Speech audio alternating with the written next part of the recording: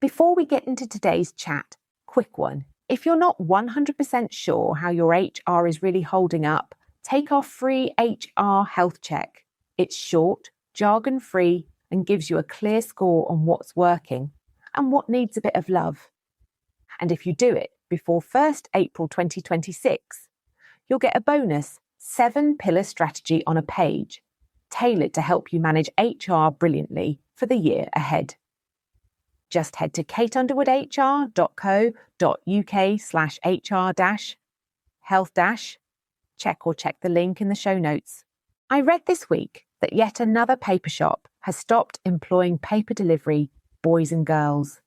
No paper rounds, no early mornings, no coins in a little brown envelope at the end of the week.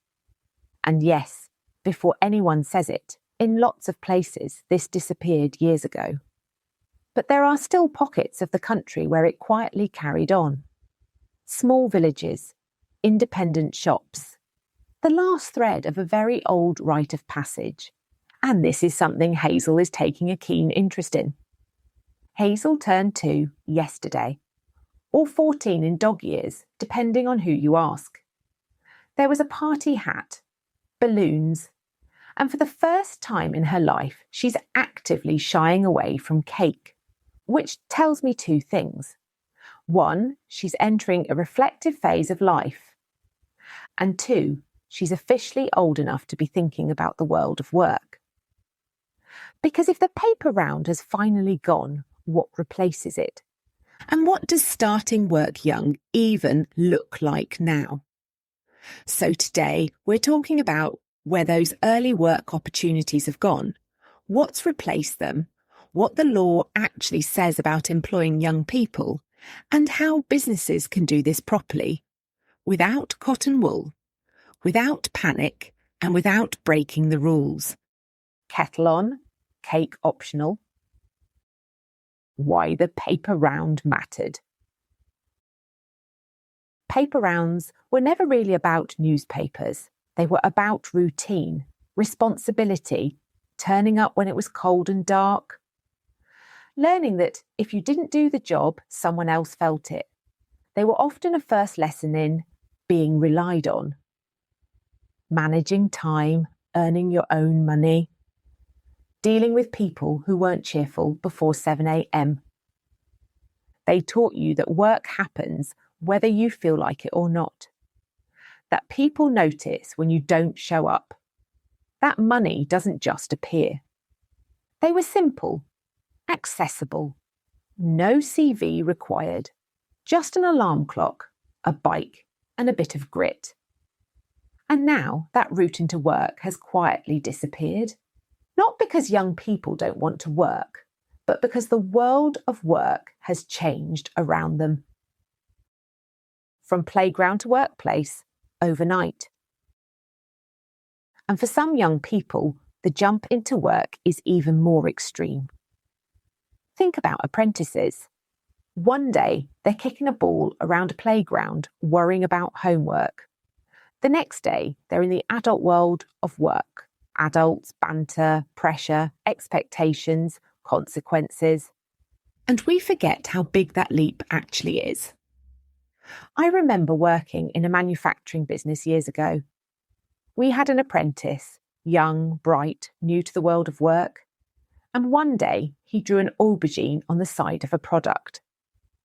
Just as there was a VIP tour going around the factory. Let's be clear, it was never meant to be an aubergine. The line manager was absolutely furious and wanted to sack him on the spot. And I remember thinking, this isn't a bad kid problem. This is a transition problem. So instead of jumping straight to punishment, we stopped and asked a different question. Why did he think that was appropriate? What did he think the boundaries were? What had we actually explained to him about behaviour at work? And the uncomfortable answer was, not much. But surely they should know better. I can already hear some of you saying it. What do you mean you have to tell them that? Surely that's just common sense. And honestly, yes, sometimes it feels obvious to us. But common sense does not grow in everyone's garden. And the reality is, the way young people grow up now is very different.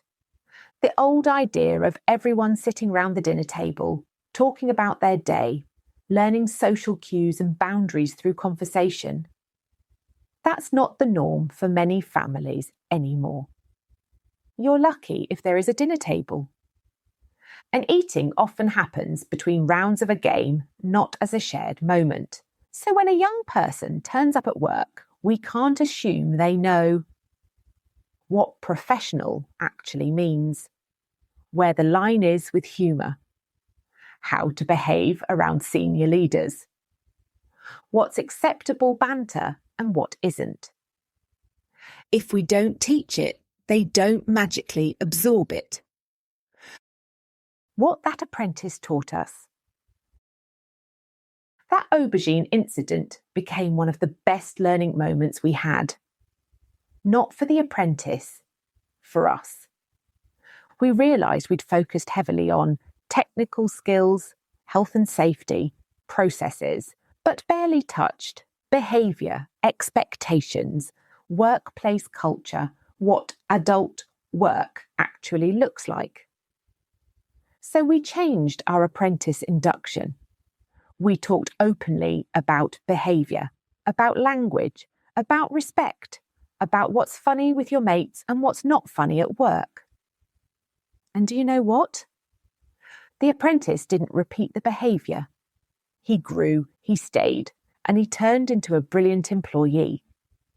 Because guidance works better than punishment when someone genuinely doesn't know better. What's replaced early work and what hasn't? Many traditional starter jobs have either gone or changed shape. Paper rounds have vanished with print sales. Saturday retail jobs have shrunk due to automation and online shopping.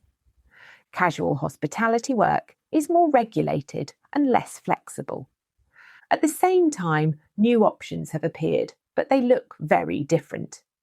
Some young people are selling online, helping in family businesses, tutoring, doing digital or creative work, picking up odd jobs through apps.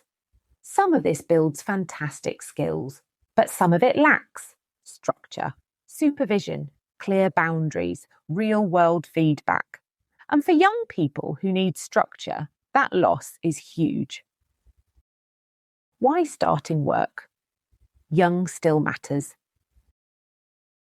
This isn't about nostalgia or dragging the past back unchanged. It's about opportunity.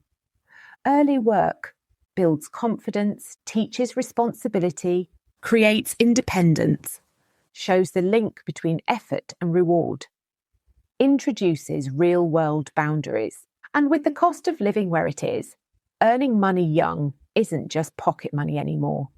It's bus fares, phone bills, saving for bigger things. Some young people want to work, some need to work, and many benefit enormously from having that option. Hazel is nodding along, or possibly dozing, hard to tell. FAQ. What does the law actually say about employing young people? How young can someone be to work in the UK? Children can work from age 13, but only in light work and with strict limits. What kind of work is allowed? Light retail, cafes, non-hazardous tasks, office work, domestic hotel work, newspaper delivery. Local councils may require a child employment permit and have their own rules. Are there limits on hours? Yes, strict ones. No school hours, limited early mornings and evenings, proper rest breaks. Are there jobs children can't do? Yes. Anything hazardous, industrial, or inappropriate for their age. Once someone reaches school leaving age, rules ease, but protections still apply until 18. FAQ. Is pay different for young people? Yes. Lower minimum wage rates apply legally, but lower pay does not mean lower standards. Young workers still deserve safety, supervision, clarity, respect, correct pay. Teaching work ethic does not mean tolerating poor treatment. FAQ. Why don't more businesses employ young people? It's too much admin. I'm worried about getting it wrong. It feels risky. I hear this all the time, but the consequence is fewer young people learning how work actually works. You can't complain about a lack of work ethic if no one ever teaches it. What employing young people can look like now? It doesn't have to be paper rounds. It can be short structured shifts, holiday-only work, well-supervised roles, clear expectations, mentoring rather than managing. For businesses, it can build a future pipeline, support local families, shape good habits early, strengthen communities. It doesn't need to be perfect. It just needs to be intentional. What hasn't changed? Despite everything else, some things haven't changed at all. Young people still want fairness, clarity, respect, to feel useful, to earn their own money. And adults still have a responsibility to set boundaries, explain expectations, model behaviour, guide, not just punish. Hazel, 2 in human years, 14 in dog years, and officially too mature for cake, is very invested in fairness and routine. She approves. The disappearance of the paper round isn't really about newspapers. It's about the quiet loss of an entry point into work. And if we want young people to arrive in the workplace with confidence, resilience, and a sense of responsibility, we have to give them somewhere to start and teach them what work actually means. Not everything needs to be automated, scaled, or optimised. Sometimes it just needs to exist. Kettle on, cake optional, Hazel approved. See you next week. That's it for today. But if you fancy a bit of friendly HR advice in your inbox with zero waffle, come and join our newsletter.